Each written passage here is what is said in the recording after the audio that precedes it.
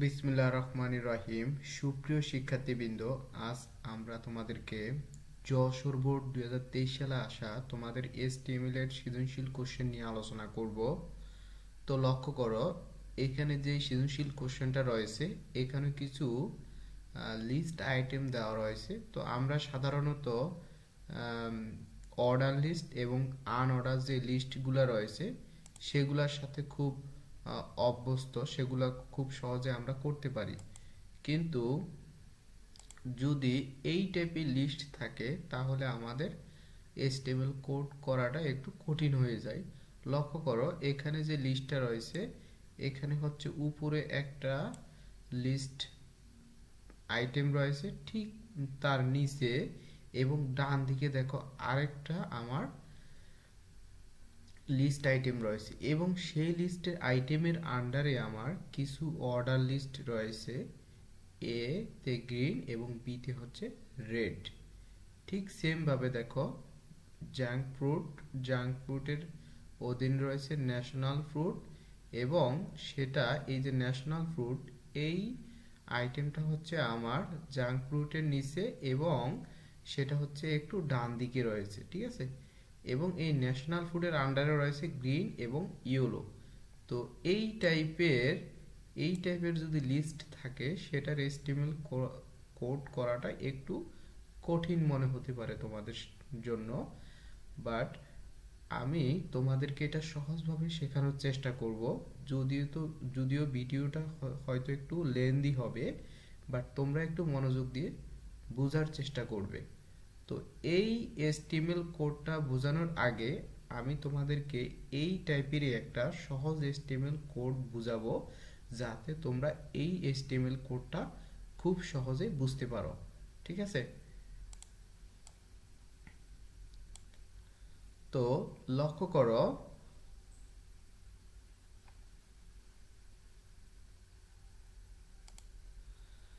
করো, এখানে একটা প্রবলেম দেওয়া রয়েছে যে কপি এবং তার আন্ডারে আরেকটা আইটেম রয়েছে ব্ল্যাক হট ড্রিঙ্ক, ঠিক আছে। এবং এটা ঠিক কপির নিচে এবং ডান দিকে রয়েছে, এটা সোজা সোজা ডান দিকে দেখো, কপি হচ্ছে উপরে এবং ব্ল্যাক হট ড্রিঙ্কটি এটা হচ্ছে নিচে রয়েছে এবং এটা ডান দিকে রয়েছে। ঠিক একইভাবে দেখো টি আমার উপরে রয়েছে এবং ইয়েলো হট ড্রিঙ্ক এটা রয়েছে নিচে ডান দিকে। তো এই টাইপের যদি কোনো লিস্ট আইটেম থাকে যে একটা উপরে এবং তার নিচে আরেকটা লিস্ট আইটেম রয়েছে এবং সেটা হচ্ছে এরকম ডান দিকে রয়েছে, এই টাইপের যদি লিস্ট আইটেম থাকে তাহলে তুমি তিনটা ট্যাগ ইউজ করবে, ঠিক আছে। ডিএল, তারপরে হচ্ছে ডিটি এবং হচ্ছে ডিডি, এই তিনটা ট্যাগ ইউজ করে আমরা এই টাইপের লিস্ট আইটেমগুলো সলভ করার চেষ্টা করব, ঠিক আছে। তো এই যে এখানে তিনটা ট্যাগ রয়েছে, এই তিনটা ট্যাগকে বলা হয় ডেসক্রিপশন লিস্ট ট্যাগ, ঠিক আছে। ডেসক্রিপশন লিস্ট ট্যাগ মানে হচ্ছে এরকম লিস্ট থাকলে তুমি এই ট্যাগগুলো ইউজ করতে পারবে। তো এই ট্যাগগুলো কোথায় কোথায় ইউজ করব লক্ষ্য করো। এই যে প্রথমেই আমরা একেবারে এই টাইপের যদি কোনো প্রবলেম থাকে, লিস্ট আইটেম থাকে, তাহলে প্রথমেই আমরা কি করব, ডিএল এর ওপেনিং ট্যাগ আর আমরা ক্লোজিং ট্যাগ দিয়ে নিব প্রথমেই, আকারে প্রোগ্রামের প্রথমেই। এরপরে আমরা কি করব, এখানে এই যে উপরে যেই আইটেমটা রয়েছে সেই আইটেমটার জন্য আমরা দুই পাশে, মানে এই আইটেমটার দুই পাশে ওপেনিং ট্যাগ এবং ক্লোজিং ট্যাগ হিসাবে আমরা টিডি ইউজ করব, ঠিক আছে। এই যে এই টিডি ইউজ করব এবং নিচে যে আইটেমটা রয়েছে এই নিচের আইটেমটার জন্য আমরা ওপেনিং ট্যাগ এবং ক্লোজিং ট্যাগ হিসাবে টিডি ইউজ করব। তাহলে আমরা কিভাবে করব, প্রথমেই হচ্ছে আমরা কি করব, ডিএল এর ওপেনিং ট্যাগ, অর্থাৎ এখানের এই প্রথমে ডিএল এর ওপেনিং ট্যাগ এবং এই প্রোগ্রামের শেষে এখানে ডিএল এর ওপেনিং ক্লোজিং ট্যাগ আমরা ইউজ করব, ঠিক আছে। আর এই যে উপরের যে আইটেমটা রয়েছে উপরের আইটেমটার জন্য আমরা টিডি, এই যে ডিটি এর ওপেনিং ট্যাগ অর্থাৎ শুরুতে ওপেনিং ট্যাগ এবং শেষে ক্লোজিং ট্যাগ ইউজ করব এবং নিচের আইটেমের জন্য ডিডি এর ওপেনিং ট্যাগ এবং ক্লোজিং ট্যাগ ইউজ করব। তো লক্ষ্য করো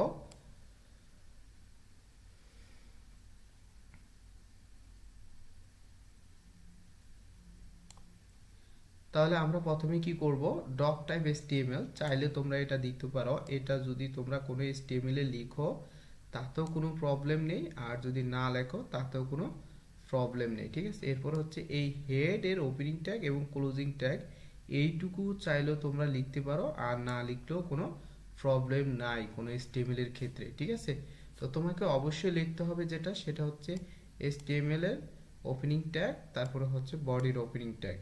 এই দুইটা জিনিস অবশ্যই HTML কোড লেখার সময়, যে কোনো HTML কোড লেখার সময় এই দুইটা জিনিস অবশ্যই তোমাকে লিখতে হবে। এরপরে তোমাকে যেটা কাজ করতে হবে, এই প্রোগ্রামের জন্য যে কাজটা করতে হবে সেটা হচ্ছে বডির মাঝখানে করতে হবে। তো আমরা প্রথমে বলছিলাম এই টাইপের প্রোগ্রাম থাকলে প্রথমে DL এর ওপেনিং ট্যাগ তোমাকে দিয়ে নিতে হবে। দেখো আমরা প্রথমে কি করলাম, এখানে DL এর ওপেনিং ট্যাগ দিয়ে নিলাম। এই যে আমরা প্রথমে কি করলাম, DL এর ওপেনিং ট্যাগ দিয়ে নিলাম। এরপরে দেখো এই যে কপি, এই আইটেমটা যেহেতু আমার উপরে রয়েছে এই জন্য আমরা এই কপির প্রথমে ডিটি এর ওপেনিং ট্যাগ এবং কপির শেষে ডিটি এর ক্লোজিং ট্যাগ আমরা ইউজ করব। এরপরে রয়েছে দেখো ব্ল্যাকটা আমার এই কপির নিচে রয়েছে, সুতরাং আমরা কি করব, এই ব্ল্যাকের শুরুতে আমরা ডিডি এর ওপেনিং ট্যাগ এবং ডিডি এর ক্লোজিং ট্যাগ ইউজ করব। সেম ভাবে আমরা যখন এই টি এর জন্য কাজ করব তখন আমরা কি করব, টি এর টিটা আমার কি রয়েছে, টিটা হচ্ছে আমার উপরে রয়েছে, যেহেতু উপরে রয়েছে এজন্য তার জন্য আমরা কি করব, এই যে ডিটি এর ওপেনিং ট্যাগ এবং ডিটি এর ক্লোজিং ট্যাগ ইউজ করব। আর এই যে ইয়েলো হট ড্রিঙ্ক এটা নিচে যেহেতু রয়েছে সেক্ষেত্রে আমরা ডিডি এর ওপেনিং ট্যাগ এবং ডিডি এর ক্লোজিং ট্যাগ আমরা ইউজ করব এবং শেষে দিয়ে আমরা কি করব, ডিএল এর ক্লোজিং ট্যাগ ইউজ করব। কারণ আমরা প্রথমেই কি করলাম, এই যে প্রথমেই আমরা ডিএল এর ওপেনিং ট্যাগ ইউজ করছি এবং প্রোগ্রামটা যখন শেষ হয়ে যাবে তখন আমরা এই ডিএলটাকে এখানে ক্লোজ করে দিব, ঠিক আছে। তো এই বেসিক কনসেপ্টটা ইউজ করে আমরা আমাদের যে প্রোগ্রাম সেই প্রোগ্রামটা সলভ করার চেষ্টা করব, ঠিক আছে। এই যে প্রথমে আমরা ডিএল ট্যাগটা ইউজ করব। এরপরে আমরা যেটা করব সেটা হচ্ছে, আমার লক্ষ্য করো এখানে এই ম্যাঙ্গো হচ্ছে আমার উপরে রয়েছে, তো ম্যাঙ্গো যেহেতু উপরে রয়েছে তাহলে আমরা কি করব, ম্যাঙ্গো এর আগে এবং পরে ওপেনিং ট্যাগ এবং ক্লোজিং ট্যাগ হিসাবে আমরা ডিটি ইউজ করব, ঠিক আছে। তো দেখো এই যে ম্যাঙ্গো এর আগে পরে আমরা ডিটি এর ওপেনিং ট্যাগ এবং ডিটি এর ক্লোজিং ট্যাগ ইউজ করলাম। এরপরে হচ্ছে যেটা নিচে রয়েছে, এই যে ম্যাঙ্গো এর নিচে রয়েছে কি আমার সিজনাল, তাহলে এই সিজনালের জন্য আমরা ডিডি ট্যাগ ইউজ করব। তো ডিডি এটা এই লিস্টটার আগে এবং পরে আমরা ডিডি এর ওপেনিং ট্যাগ এবং ক্লোজিং ট্যাগ ইউজ করব। তো লক্ষ্য করো আমরা এখানে ওপেনিং ট্যাগ প্রথমে ইউজ করব, বাট আমরা ক্লোজিং ট্যাগ এখানে ইউজ করব, ঠিক আছে। বাট এই সিজনালের আন্ডারে আবার আমার দুইটা লিস্ট আইটেম রয়েছে, তো যেহেতু লিস্ট আইটেম রয়েছে সিজনালের আন্ডারে, তাহলে এই লিস্ট আইটেমটার কাজ শেষ করার পরে আমরা কি করব, এই ডিডি এর ক্লোজিং ট্যাগটা ইউজ করব, ঠিক আছে। প্রথমে আমরা কি করব, ডিডি এর ওপেনিং ট্যাগ ইউজ করব, তারপরে ডিডি এর ক্লোজিং ট্যাগ ইউজ করব কখন, এই যে এই সিজনালের আন্ডারে যেই অর্ডার লিস্টটা রয়েছে সেই অর্ডার লিস্টের কাজ শেষ করে তারপরে ডিডি এর ক্লোজিং ট্যাগটা আমরা ইউজ করব। তো লক্ষ্য করো এই যে সিজনালের আগে আমরা কি করলাম, ডিডি এর ওপেনিং ট্যাগ আমরা এখানে ইউজ করলাম। এরপরে আমার যেহেতু সিজনালের আন্ডারে আমার কিছু অর্ডার লিস্ট রয়েছে এই জন্য আমরা কি করলাম, অর্ডার লিস্ট লিখে লিস্ট আইটেম দিয়ে গ্রিন এবং রেড লিখে তারপর অর্ডার লিস্ট ক্লোজ করে, এরপরে আমরা যেহেতু ডিডি এর এখানে ওপেনিং ট্যাগ দিলাম তাহলে আমরা কি করব, এখানে ক্লোজিং ট্যাগ দিয়ে দিব। সেম ভাবে আমরা যখন জাঙ্ক ফ্রুট নিয়ে কাজ করব তখন জাঙ্ক ফ্রুটটা হচ্ছে আমার উপরে রয়েছে, যেহেতু উপরে রয়েছে তাহলে আমরা ডিটি এর ওপেনিং ট্যাগ এবং ক্লোজিং ট্যাগ ইউজ করব এটার জন্য।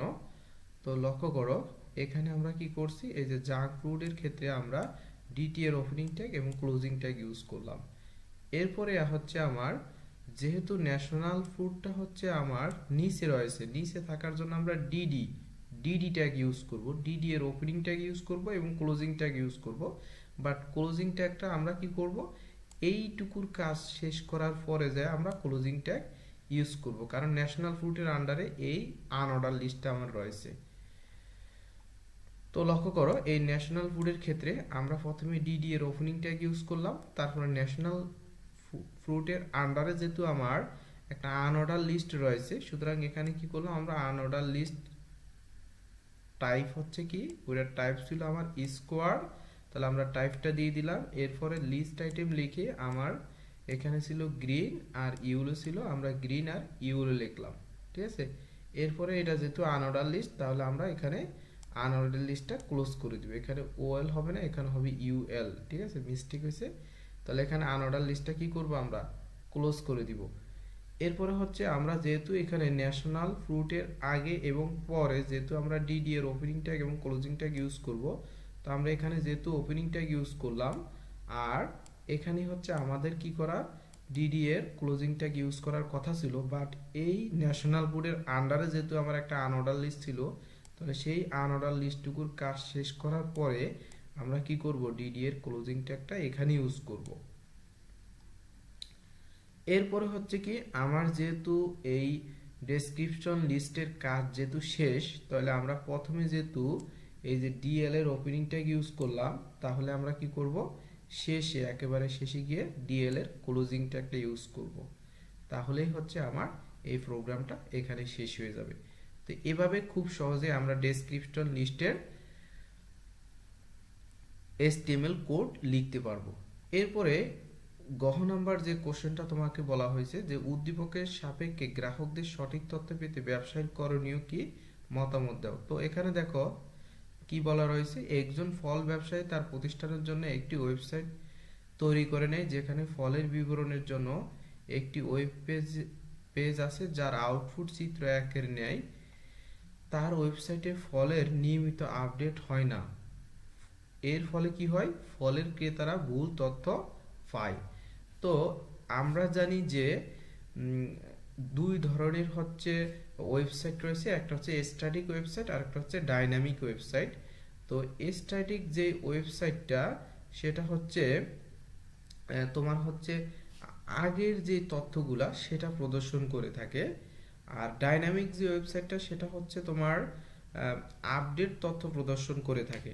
তো তুমি যদি আপডেট তথ্য পেতে চাও তাহলে অবশ্যই তোমাদেরকে কি করতে হবে, ব্যবসায়ীকে স্ট্যাটিক ওয়েবসাইট থেকে ডাইনামিক ওয়েবসাইটে রূপান্তর করতে হবে, ঠিক আছে। ডাইনামিক ওয়েবসাইটে যদি রূপান্তর করা হয় তাহলেই ব্যবসায়ী কি করবে, সঠিক তথ্য পেতে পারবে।